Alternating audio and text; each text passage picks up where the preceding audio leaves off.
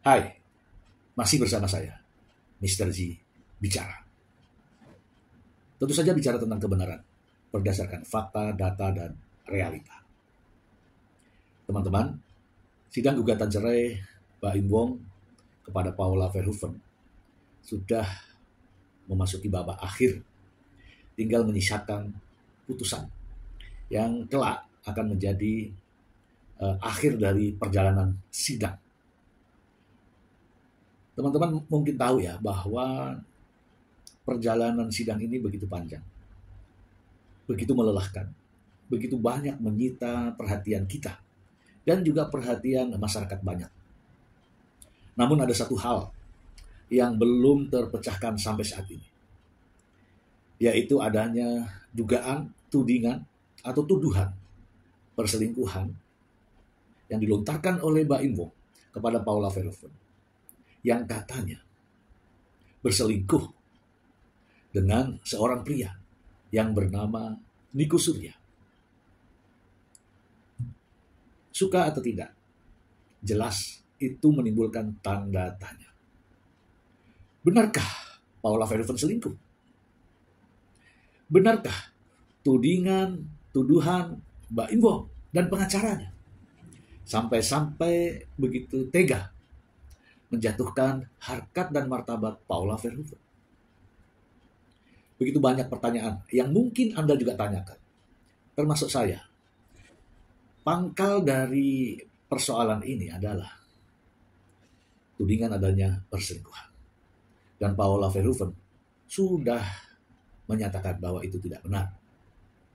Namun masih ada yang ganjil ketika sang lelaki yang dituduh berselingkuh ini tidak tahu kemana rimbanya.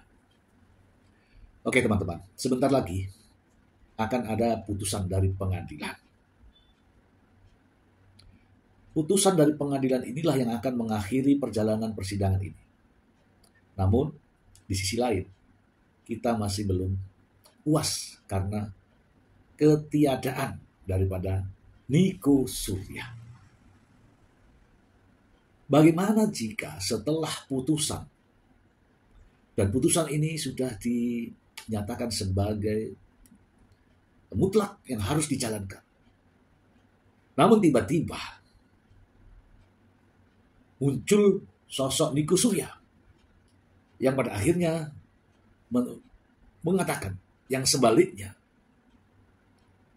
Apakah putusan ini bisa dibatalkan? Putusan hakim tentu saja mendasari atas fakta-fakta yang ada di persidangan. Putusan hakim adalah hasil daripada keyakinan hakim ketika sesuatu peristiwa diajukan dalam proses persidangan. Bagaimana jika proses pembuktian namun masih menyisakan tanda tanya? Kemudian, karena masih menyisakan tanda tanya, lalu diambillah suatu keputusan. Kira-kira apakah putusan hakim yang sudah dibacakan bisa berubah? Itu menjadi tanda tanya ya teman-teman ya. Munculnya Niko Surya setelah kesimpulan dan setelah dibacakan putusan hakim, apakah dapat menimbulkan permasalahan baru? Apakah putusan hakim yang tanpa mendengar kesaksian seorang pria, Niko Surya yang konon dituduh menjadi pasangan selingkuh Paula Verhoeven, tiba-tiba muncul menyatakan sesuatu? Ya, mungkin menyatakan sebaliknya atas semua pembuktian. Apakah bisa merubah putusan tersebut? Oke teman-teman, Niko Surya adalah salah satu sosok misteri sampai saat ini. Baik keberadaannya masih hidup atau sudah tiada. Kalau sembunyi, di mana sembunyinya? Kalau disembunyikan, oleh siapa disembunyikan?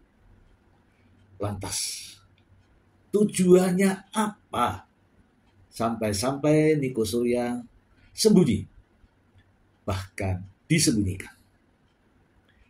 Inilah pertanyaan yang mungkin teman-teman juga penasaran. Tanggal 16 April, putusan akan dibacakan. Bagaimana dengan keberadaan Niko Surya? Setelah dibacakan keputusan hakim ini, apapun putusannya, lantas tiba-tiba muncul Niko Surya, kemudian mengatakan sesuatu yang berlawanan atas putusan hakim. Ya, teman-teman, kita tahu bahwa Niko Surya adalah teman baik Mbak Im Wong yang tinggal di rumah Mbak Im Wong atas persetujuan Mbak Im Wong. Niko Surya bukanlah teman baik Paula, tetapi teman baik suaminya. Karena suaminya inilah sehingga Paula Verhoeven kenal dengan Niko Surya. Namun anehnya, ketika masalah ini bergulir dan tudingan itu dikeluarkan oleh Mbak Im Wong dan pengacaranya, tiba-tiba Niko Surya sampai detik ini tidak diketahui rimbanya.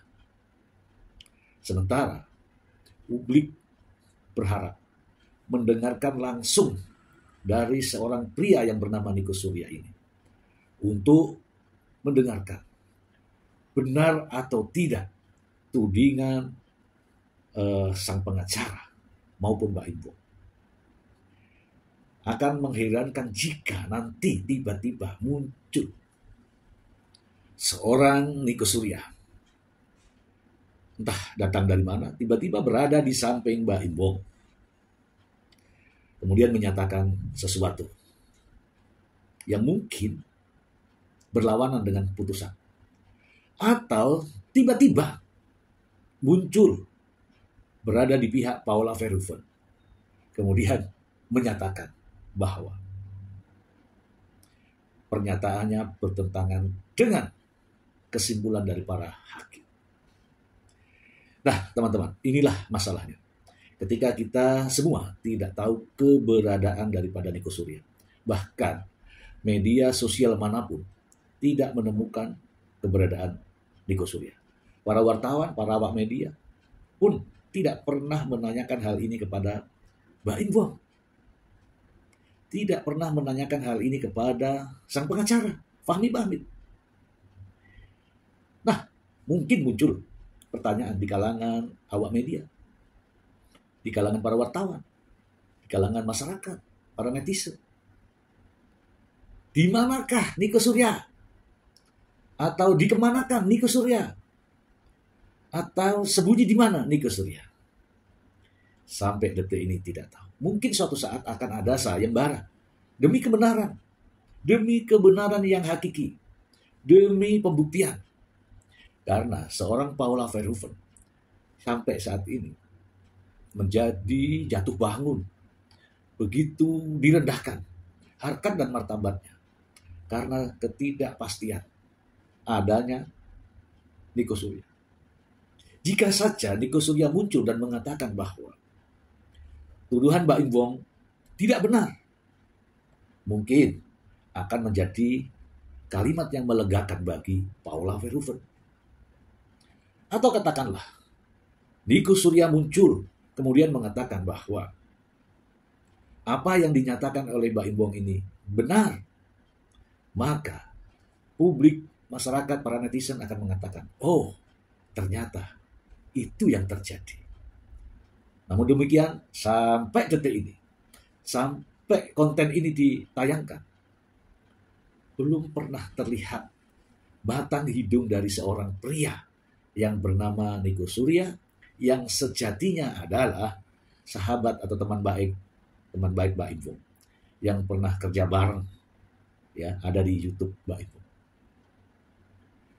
Bagaimana menurut Anda jika tiba-tiba Niko Surya muncul dan menyatakan sebaliknya, atas putusan hakim. Bagaimana pendapat Anda? Semoga bermanfaat.